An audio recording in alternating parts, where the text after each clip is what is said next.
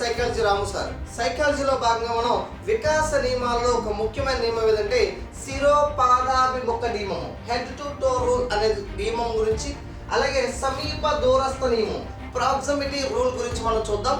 So శిరోపాదాభిముఖ నియమం అంటే వ్యక్తిలో జరిగేటువంటి వికాసం అనేది తల భాగం నుంచి ప్రారంభమై కాళ్ళ భాగం వైపుగా కొనసాగుతుంది అని తెలియజేసే నియమాన్ని శిరోపాదాభిముఖ నియమం అంటాం. ఫర్ ఎగ్జాంపుల్ చూస్తే తల్లి గర్భంలో మనకి జైగోట్ అనేది ఏర్పడిన తర్వాత, అంటే తల్లి నుంచి వచ్చే అండకణం తండ్రి నుంచి వచ్చే శుక్రకణం కలిసి ఫలదీకరణం జరిగిన తర్వాత జైగోట్ లేదా ఏకకణం లేదా సంయుక్త బీజంగా ఏర్పడిన తర్వాత అందులో అభివృద్ధి ప్రారంభమయ్యేది మొదటగా తల భాగంలో అవయవాలు, తర్వాత మొండు భాగంలో, తర్వాత కాళ్ళ భాగంలో. అదేవిధంగా అభివృద్ధి చెందిన శిశువు 9 నెలల 20 రోజులకి జన్మించినప్పుడు మొదటగా వచ్చే భాగము తల భాగము, తర్వాత మొండు భాగము, తర్వాత కాళ్ళ భాగము.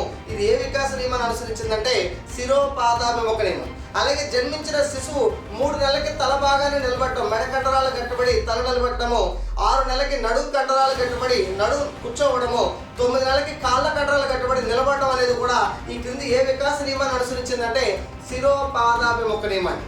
మరి సమీప దూరస్థ నియమం ఏం చెప్తుందంటే వికాసం అనేది దేహం మధ్య భాగం నుంచి ప్రారంభమై వెలుపలికి విస్తరిస్తుంది అని తెలియజేసే నియమాన్ని సమీప దూరస్థ నియమము, ప్రాక్సిమిటీ రూల్ అనే పేరుతో పిలుస్తాం.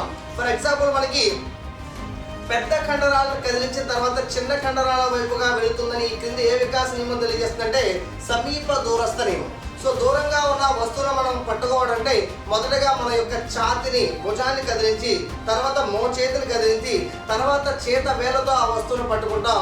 ఇది క్రింది ఏ వికాస నియమాన్ని అనుసరిస్తుందంటే సమీప దూరస్థ నియమాన్ని అనుసరిస్తుంది. సో మా ఈ వీడియో కనుక నచ్చినట్లయితే లైక్ చేయండి, షేర్ చేయండి, సబ్స్క్రైబ్ చేయండి. Thank you.